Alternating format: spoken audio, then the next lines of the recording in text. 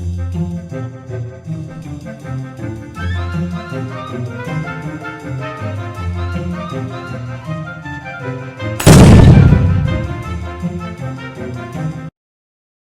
Morning students.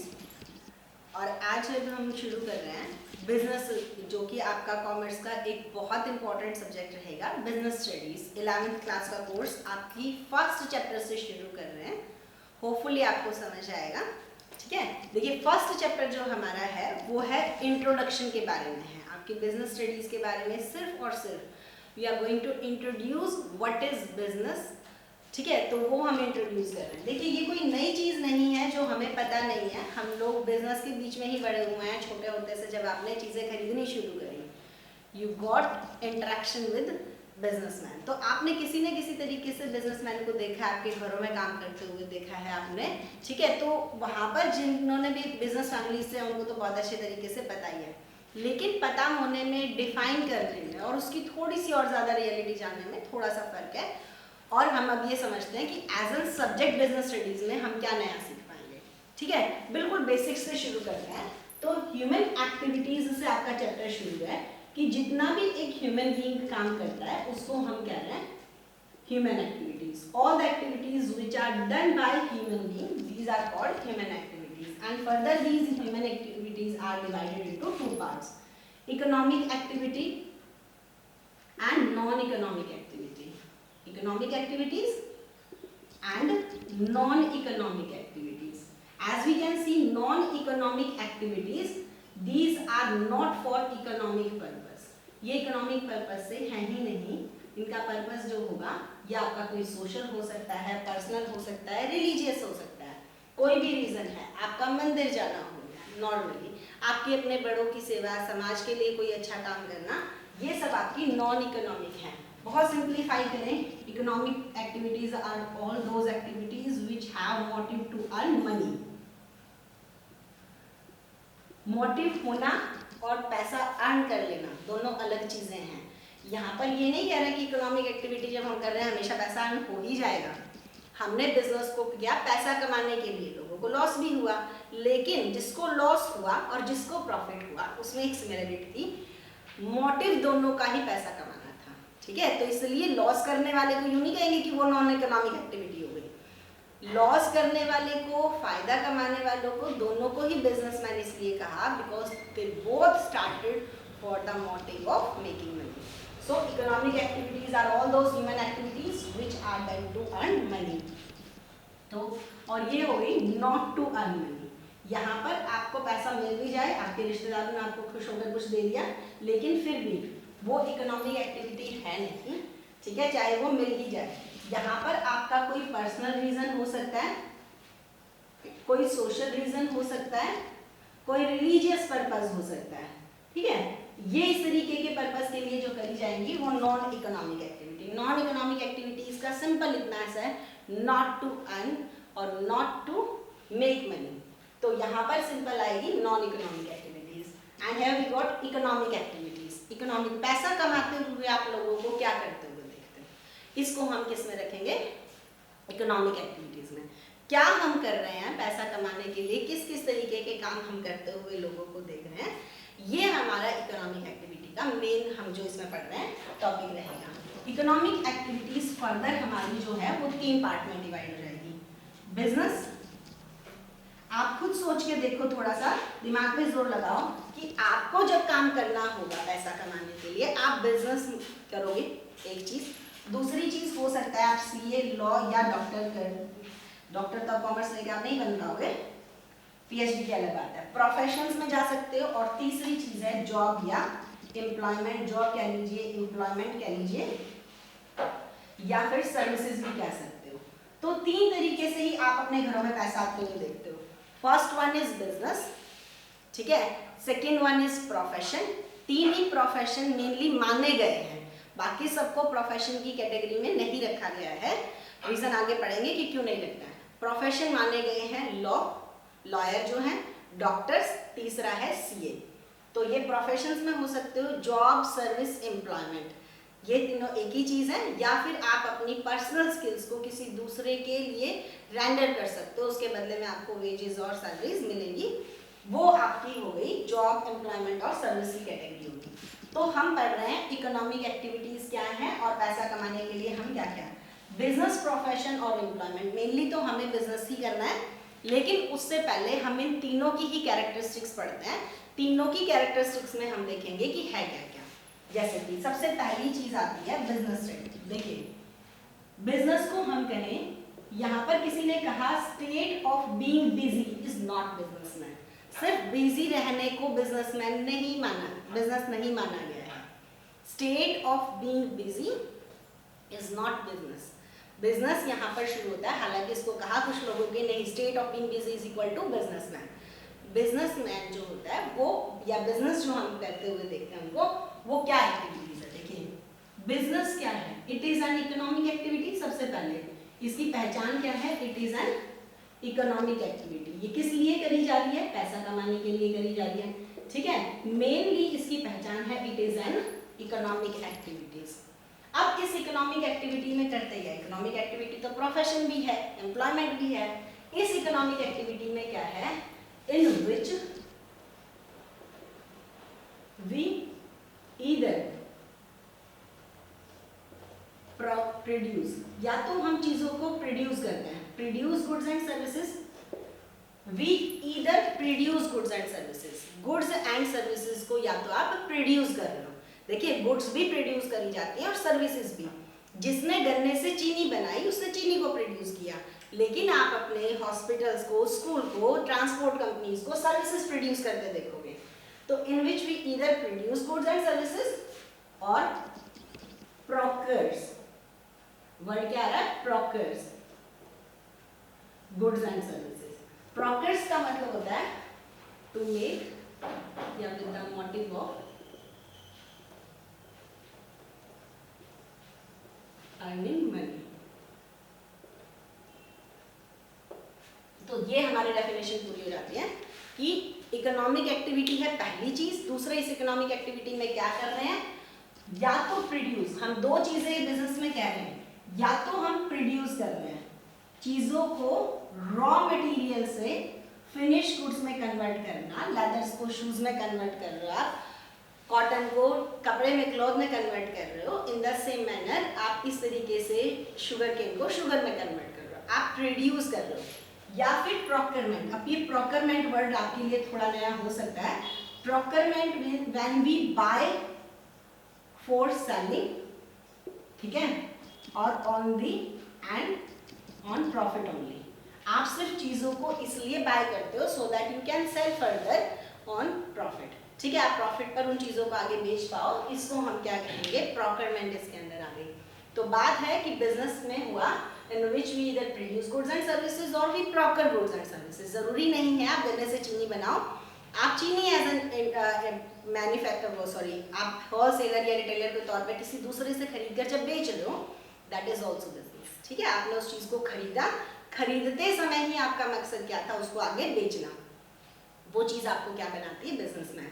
और ऐसा आपने प्रॉफिट कमाने के लिए किया हो, आपने किसी को बांटने के लिए खरीदा है। इतने सारे लोग चैरिटी कर रहे हैं लॉकडाउन में और इन सब चीजों में, तो क्या ये बिजनेस है? नहीं, वो उसको पैसा कमाने के लिए नहीं कर रहे हैं, तो वो नॉन इकोनॉमिक एक्टिविटीज के अंदर आ जाएगी। अभी एक बहुत इंटरेस्टिंग क्वेश्चन किसी ने पूछा था, is bagging A economic activity? क्या बैगिंग, भीख मांगना इकोनॉमिक एक्टिविटी है? आप खुद सोच के देखो, कर तो वो भी पैसा कमाने के लिए रहा है ना, लेकिन वो इकोनॉमिक एक्टिविटी क्यों नहीं है? ना ही तो उसमें कोई तरीके की गुड्स एंड सर्विसेज प्रोड्यूस हुई हैं और ना ही किसी तरीके की गुड्स एंड सर्विसेज का एक्सचेंज हुआ है, तो वो इकोनॉमिक एक्टिविटी नहीं होगी। सिर्फ पैसा कमाने से इकोनॉमिक एक्टिविटी नहीं है। घर से जाते टाइम आपके कई बार आप छोटे होते रिश्तेदारों ने आपको पैसे दिए होंगे, तो क्या ये आपका बिजनेस हो जाएगा? नहीं होगा। तो बिजनेस होने के लिए जरूरी है you are producing some kind of goods and services or you are procuring goods and services to sell them for further use, ठीक है, on profit। तो ये हमारी चीज हो गई, सबसे पहले बिजनेस है क्या। दूसरी चीज हम जो कर रहे हैं वो हम करेंगे बिजनेस की फीचर्स, ठीक है। बिजनेस की कौन कौन सी फीचर्स हैं, बिजनेस की हमारी फीचर्स सबसे मेन टॉपिक रहेगा हमारे इसमें आज के सेशन के लिए। What are the features of business? Business की जो फीचर्स होंगी वो क्या क्या रहेंगी। देखिए सबसे पहली बिजनेस की फीचर होगी वो यही होगी, it is an economic activities. Economic activity है, हम रिसोर्सेज को भी यूज कर रहे हैं और पैसा कमाने के लिए यूज कर रहे हैं। तो because it is concern with money, सीधा डायरेक्टली पैसा लगाया है और पैसा कमाने जा रहे हो, तो ये इकोनॉमिक एक्टिविटी हो गई पहली चीज। दूसरी, देखिए आप आज से कुछ सालों के बाद जब आप अर्निंग एज में आ जाओगे, जब आपसे पूछा जाएगा कि आप क्या कर रहे हो, आप क्या कर रहे हो का उनको भी पता, आप सो रहे हो, खा रहे हो, सब कर रहे हो। क्या कर रहे हो का मतलब है पैसा कमाने के लिए क्या कर रहे हो। उस केस में आपका आंसर इन तीनों में से ही होगा। आप किसी जॉब में हो सकते हो, एम्प्लॉय, ठीक है, या फिर आप प्रोफेशन में हो सकते हो या बिजनेस में। चलिए मान लीजिए आप कोई बिजनेसमैन बने, आपसे पहला सवाल आया कि आप क्या कर रहे हो, आपने अपनी इकोनॉमिक एक्टिविटी। दूसरा सवाल, किस चीज का बिजनेस, यानी कि बिजनेस किसी ना किसी तरीके की गुड्स एंड सर्विसेज के साथ डील करते हैं। तो बिजनेस की सेकंड है, it deals in goods and services. पहले ये इकोनॉमिक एक्टिविटी है। दूसरा, there must be any goods and services in which you are going to deal with. बिना गुड्स एंड सर्विसेज को आपने कहा कि बिजनेस है, लेकिन जब आपसे पूछा गया किस तरीके का बिजनेस या किस चीज का बिजनेस, आपके पास आंसर नहीं है, तो सीधी बात आपने झूठ बोला है। क्योंकि बिजनेस कर रहे हो तो कोई तो बिजनेस मॉडल होगा, कोई तो गुड्स एंड सर्विसेज पर आप काम कर ही रहे होगे।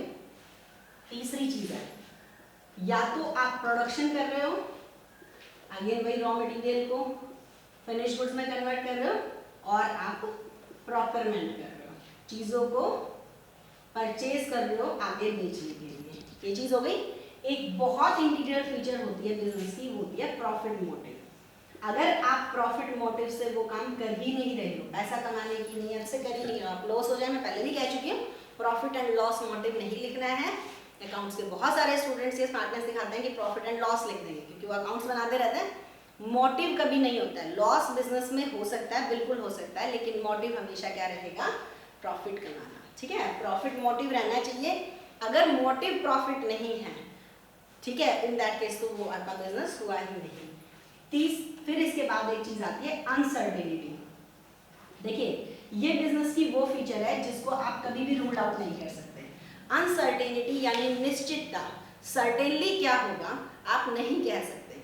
आपकी बिजनेस और एक जॉब में एक बेसिक डिफरेंस ये है, छोटी से छोटी जॉब में भी आपको सैलरी बताई जा सकती है, अपनी वेजेस बता सकता है सामने वाला, लेकिन आप कितने भी बड़े बिजनेसमैन क्यों ना हो जाओ, फॉर श्योर आपकी रेवेन्यूज कितनी आएगी आप नहीं बता सकते।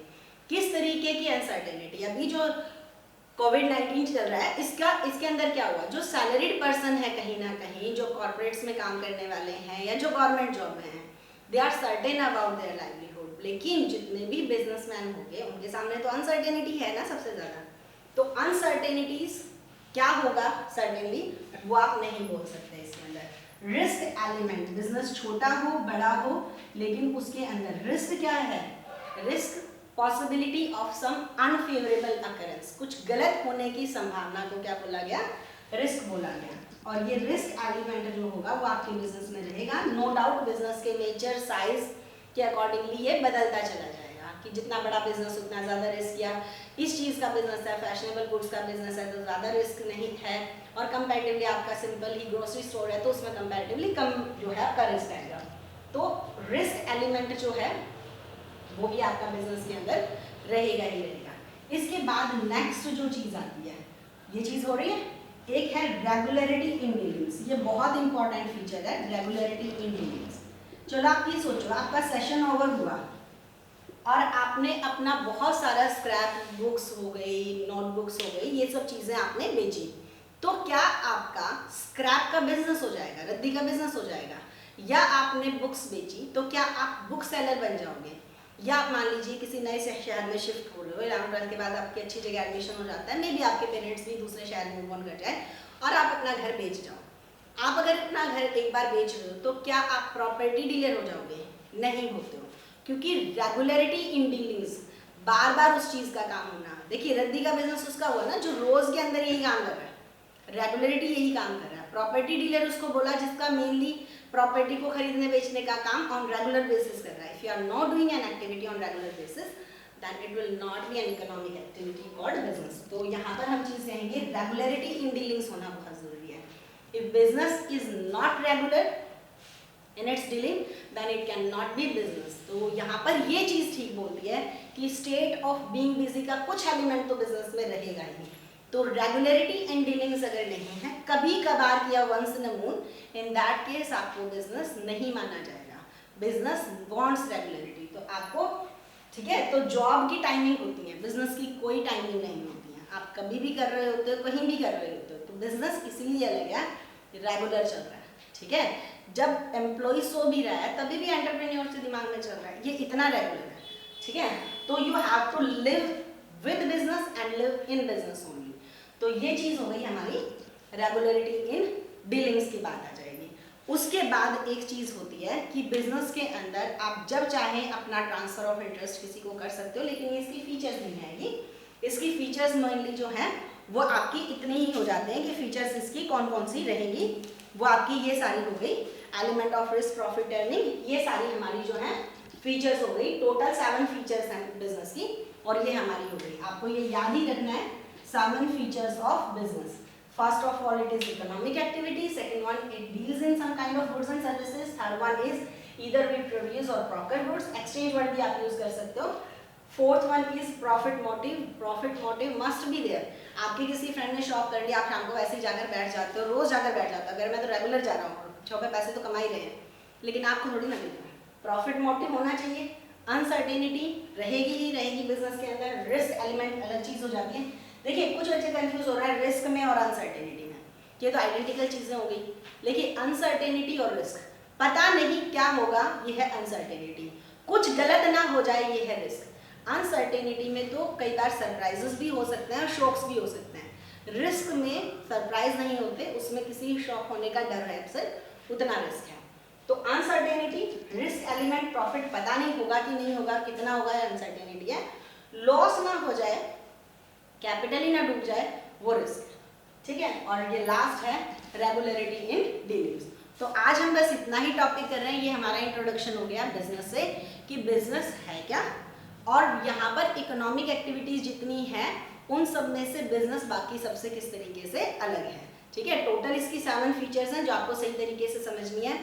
नॉर्मली केस स्टडीज आती हैं इनके बेस पर, कि जैसे मैंने पूछा कि किसी ने अपनी प्रॉपर्टी सॉल्ट आउट कर दी, तो क्या वो प्रॉपर्टी डीलर है या क्यों नहीं है वो प्रॉपर्टी डीलर? वो इसलिए नहीं है क्योंकि रेगुलरिटी नहीं है डीलिंग्स के अंदर। ठीक है, आप जो है कुछ फ्रेंड्स रेगुलर बेसिस के ऊपर मॉर्निंग वॉक के लिए जा रहे हो, क्या ये बिजनेस बोला जाएगा? नहीं है, उसमें तो प्रॉफिट मोटिव ही नहीं है। तो कुछ चीजें हैं, आपको कोई ना कोई एक फीचर के बेस पे ये प्रूव करना होता है कि अबव केस स्टडी के अंदर जो बताई गई हैं टर्म्स, वो उसको बिजनेस बनाती है या नहीं बनाती है। तो ये हमारा जो है बिजनेस जो है वो हमारा हो गया। तो ये चीज हो गई बिजनेस की एक्टिविटीज सारी की सारी।